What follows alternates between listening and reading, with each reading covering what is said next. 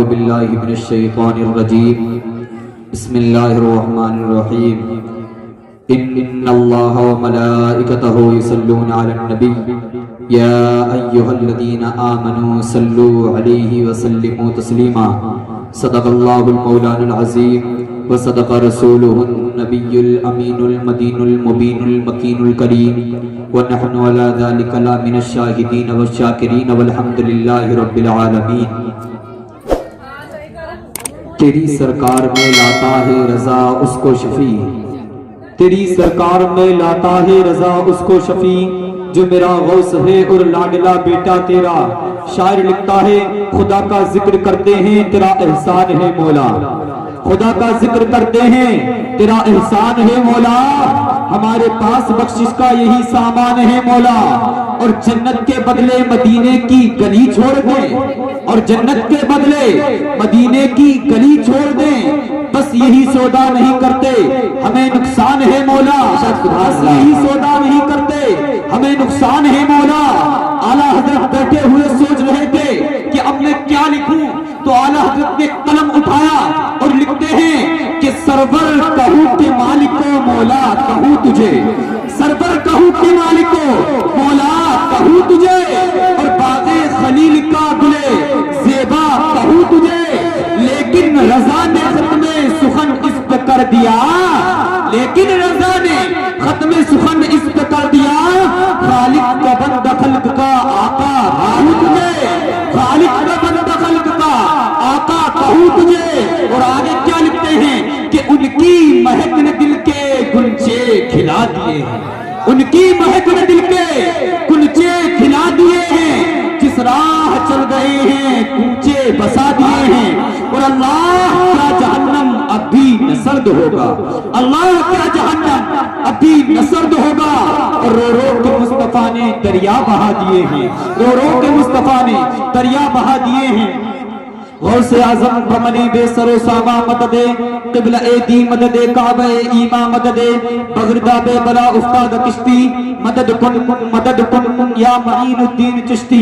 قادریم نار اے یا غوث اعظم میزنم، دمدہ اے شیخ احمد رضا خان قطب اعظم میزنم. تیری سرکار میں لاتا ہے رضا اس کو شفیع، جو میرا غوث ہے اور لاڈلا بیٹا تیرا. آئیے ہم اور آپ سب سے پہلے آقا انعامدار مدنی تاجدار جناب احمد مجتبی محمد مصطفیٰ صلی اللہ تعالی علیہ وسلم کی بارگاہ بے کش پناہ میں خراج عقیدت پیش کریں. پڑھیں بآواز بلند اللہ رب محمد صلی اللہ علیہ وسلم صلاۃ و سلام علیک یا رسول اللہ یا رسول اللہ صلی اللہ تعالی علیہ وسلم. حضرات محترم، جیسے کہ آپ حضرات کو معلوم ہے بعد عشاء سے لے کر اب تک آپ حضرات نے طالب حضرات سے نعت منقبت سماعت کی. ابھی آپ حضرات کے سامنے مولانا ریاض صاحب نظامت فرما رہے ہیں، اور یہ محفل جو چل رہی ہے حضور غوث اعظم کی محفل چل رہی ہے. وہ غوث اعظم جو پیران پیر روشن ضمیر شیخ عبد القادر جیلانی بغدادی رحمت اللہ تعالی علیہ ہیں. جیسے اللہ تبارک و تعالی نے نبیوں میں سب سے بڑا مرتبہ محمد رسول اللہ صلی اللہ تعالی علیہ وسلم کو اللہ تبارک و تعالی نے عطا کیا ہے، ایسے ہی ولیوں میں سب سے اونچا مرتبہ، سب سے بلند مرتبہ حضرت غوث اعظم کو مرتبہ وہ دیا ہے، حضور غوث اعظم کو وہ مرتبہ دیا ہے. پیارے مسلمانوں، حضور غوث اعظم کی آج یہ مجلس چل رہی ہے. اگر میں آپ حضرات کے سامنے حضور غوث اعظم کے بیانات اگر آپ حضرات تک پہنچانا شروع کروں تو راتیں تو ختم ہو سکتی ہیں، لیکن حضور غوث اعظم کا ذکر کبھی ختم نہیں ہو سکتا. تو پیارے مسلمانوں، آئیے میں آپ حضرات کے سامنے حضور غوث اعظم کی شان چند لمحات میں بتاتا ہوں، آپ حضرات سماعت فرمائیں. پیارے مسلمانوں، ایک مرتبہ کا واقعہ ہے کہ ایک مرتبہ حضور غوث اعظم اپنی والدہ سے کہہ رہے تھے کہ اے والدہ محترمہ میری غلطی کو معاف کر دینا. انہوں نے کہا کہ ایسی کون سی خطا ہے، ایسی کون سی غلطی ہے جو تم مجھ سے معافی مانگ رہے ہو. ان کی والدہ نے کہا کہ ایسی کون سی غلطی ہے. حضور غوث اعظم فرماتے ہیں کہ اے والدہ محترمہ تمہیں ابھی یہ معلوم نہیں ہے کہ کیا وہ کون سی غلطی ہے. میں آپ کو بتاتا ہوں. آپ ایک مرتبہ نماز ادا کر رہی تھی، نماز کرتے کرتے آپ کو حاجت ہوئی اور آپ نے اس حاجت کی وجہ سے ایک سجدہ تیز سے کیا، ایک سجدہ تیز سے کرنے کی کوشش کی، اور مجھے آپ کی شکم کے اندر خبر ہو جاتی ہے کہ میری والدہ محترمہ ایک سجدہ تیز کرنے کے لیے جا رہی ہیں. اتنا حضور غوث اعظم کو اپنی والدہ کی شکم کے اندر معلوم ہو جاتا ہے. حضور غوث اعظم کہتے ہیں کہ جب مجھے یہ بات پتہ چلی تو میں نے آپ ایک پٹی لی جس سے آپ کو درد ہوا اور آپ نے اس درد کی جھٹکے کی وجہ سے آپ نے اس درد کی جھٹکے کی وجہ سے اس سجدے کو آہستہ سے کیا. اور دوسری غلطی وہ ہے اس وقت کہ آپ نماز پڑھنے کے بعد میں آئی اور آنے کے بعد میں چارپائی ایک انار کے درخت کے نیچے تھی, آپ اس چارپائی پر لیٹ جاتی ہیں. جیسے ہی آپ اس چارپائی پر لیٹی آپ نے ایک انار لگا ہوا دیکھا, آپ اٹھی اور اٹھنے کے بعد میں اس انار کے پاس گئی, آپ نے اس انار کو توڑنا چاہا, میں نے اس انار کو آپ نے توڑنا چاہا, میں نے آپ کے شکم کے اندر اس انار کے پاس ایک زہریلا سانپ بیٹھا تھا, اس سانپ کو آپ کے شکم کے اندر دیکھ لیا تھا. اگر آپ اس انار کی طرف اپنا ہاتھ بڑھاتی, اگر آپ اس انار کی طرف بڑھاتی تو اگر وہ انار اگر آپ توڑتی تو اس انار کو توڑنے سے پہلے آپ کے وہ زہریلا سانپ ڈس لیتا. میں نے آپ کے شکم کے اندر رہتے ہوئے اس زہریلے سانپ کو دیکھا, اور جیسے ہی مجھے یہ پتا چلا کہ میری والدہ اگر اس انار کو توڑے گی اور اگر اس انار کو توڑنے کے لیے اگر میری والدہ نے ہاتھ بڑھایا, جیسے ہی اگر میری والدہ ہاتھ بڑھائیں گی تو وہ انار کو نہ توڑ پائیں گی, اس کو زہریلا سانپ کاٹ لے گا. بس میں نے اتنا دیکھا اور میں نے آپ کے شکم کے اندر ایک پٹی لی جس سے آپ کو درد محسوس ہوا, اور اس درد کی وجہ سے آپ نے انار نہ توڑا اور آپ چارپائی پر آ کر کے لیٹ جاتی ہیں.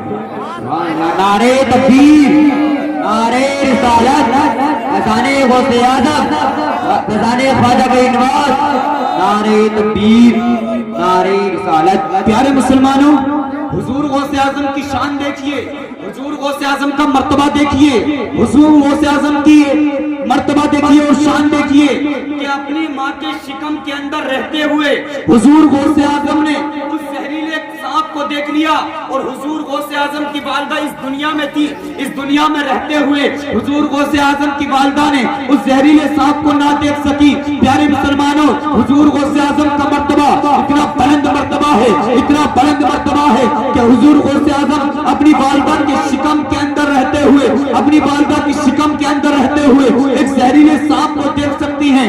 ایک مرتبہ اور حضور غوث اعظم ایک بازار سے آ رہے تھے, اچانک آپ کے پیچھے ایک چور لگ جاتا ہے.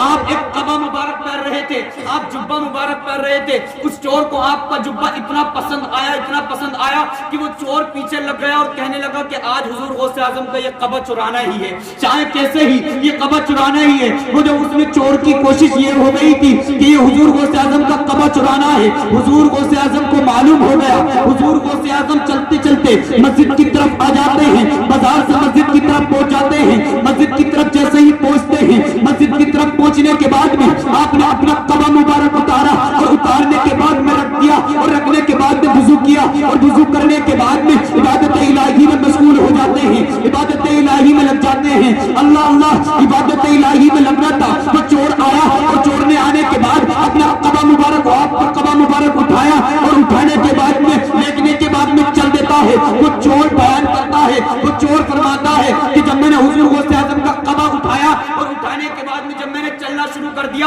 جب میں مسجد کے گیٹ پر جاتا, جب میں مسجد کے دروازے پر جاتا تو مجھے ایسا محسوس ہوتا تھا کہ مسجد کا دروازہ مجھ سے دور جاتا تھا. مسجد کا دروازہ مجھے ایسا محسوس ہوتا تھا کہ مسجد کا دروازہ مجھ سے دور جا رہا تھا. پیارے مسلمانوں, اچانک دروازے سے ایک آواز آئی گئی کہ حضور غوث اعظم سے ملاقات کرنی ہے, کیا حضور غوث اعظم سے ملاقات ہو جائے گی. اتنا کہنا تھا کہ حضور غوث اعظم عبادت الہی سے فارغ ہوئے اور ہونے کے بعد عرض کرتے ہیں, ہاں کون ہے, اندر آئیے, ملاقات ہو جائے گی. وہ اندر آیا اور آنے کے بعد اس نے حضور غوث اعظم سے ملاقات کی اور کہنے کے بعد کہا کہ فلاں علاقے کا ابدال کا انتقال ہو چکا ہے, فلاں علاقے کا ابدال ہلاک ہو چکا ہے, اس کے لیے ابدال لینے کے لیے آیا ہوں, اس علاقے کے لیے ابدال بنوانے کے لیے آیا ہوں, کیا ابدال مل جائے گا. اتنا کہنا تھا. حضور غوث اعظم نے کہا کہ چلو صبح ابدال کو مقرر کر دیا جائے گا. اتنا کہنا تھا. اس شخص نے کہا کہ صبح تک فلاں علاقے کے اگر لوگ ہلاک ہو گئے تو اس کا ذمہ دار کون ہوگا. حضور غوث اعظم نے کہا کہ اچھا ابھی ضرورت ہے, تو کہا ہاں اچھا, کہا کہ رکو, ایک مسجد میں جاؤ, اور جانے کے بعد میں مسجد میں ایک صفوں سے لپٹا ہوا ایک چور بیٹھا ہے. چور, اس کو تم چور نہ کہنا بلکہ تم اس سے جا کر کے کہنا کہ اے ابدال, تجھے سرکار غوث اعظم نے بلایا تھا. اے پیارے مسلمان, تجھے سرکار غوث اعظم نے بلایا ہے. اے ابدال, تجھے سرکار غوث اعظم نے بلایا ہے. توجہ کی گھڑیاں ہیں, سماعت کرنا. پیارے مسلمانوں, وہ جب شخص